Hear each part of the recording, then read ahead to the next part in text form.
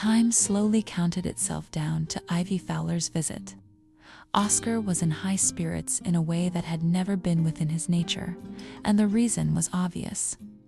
These few years of practice and odd jobs, aided by a lifetime of observation, had led Oscar down an unexpected path: construction. It wasn't much of a business as of yet. He'd begun a correspondence course at Calumet, had plans to expand Wooded Hills, and had even carpentered some furniture. Furniture that one Orabelle Dodson was constantly using for social calls she didn't have the right to. "Remember that paprika now, Mrs. Tolliver. That woman is a passing Negro if I ever saw one."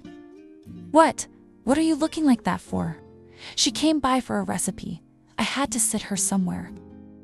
Ora thought that man was the queerest she ever met. At least he'd gotten some drive, even if it was to please that poor Fowler girl. He was an odd duck, as her mother used to say, staring off into the clouds, looking into the trees of the woods with far-off eyes she didn't understand. What was he always thinking about? What thoughts could some old tree inspire? Those eyes that could go from grim to cheery with ease. "You know it's rude to wear your hat indoors, don't you, Mr. Crosby? Didn't your mama teach you that? You know, it's rude to criticize your employer, like that's your line of work. Ain't I thankful your brother employs me? Oh, and that means you get to say and do whatever you like to me." Then I give up.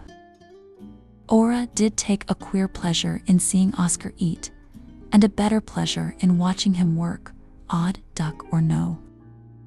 And sometimes, only sometimes, he looked at her just like he looked at those woods or that great sky, and Ora liked that more than words. For Oscar, it was only that he couldn't help but notice something about her.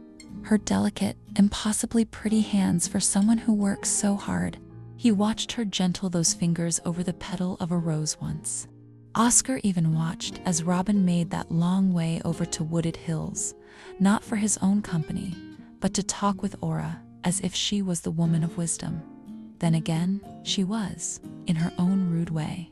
They call this a fairy circle. Say the fairies will curse you if you step inside. You really believe that stuff? Who cares what I believe? I do. That ain't what I said. I'm not asking you to care, Oscar. I'm saying, what do the fairies care if I believe or don't believe? The night of Ivy's visit had come at last, and Oscar was wearing that vest Ora liked on him so, and it irritated. Orabelle wasn't a fool of a woman. She knew she loved him. She knew the moment she set eyes on him. But oh, how that vexed her. For a moment, she considered poisoning that rat Ivy. She wouldn't, but it crossed her mind as she made the dinner that would reunite her beloved with that curse. She hoped she hated roses, never had the heart to say, and suffered over that for the rest of her life. Once Ora saw that coiffed hair and those fine clothes, she had to excuse herself. To a cliff, or perhaps a swiftly moving river. "Stop following me. I don't want to hear about it." "Don't you?" Ora slowed down a moment. She seemed pleased. "I suppose I'll pack my things. Consider this my notice. Ora, come now. Don't laugh at me." "I have to."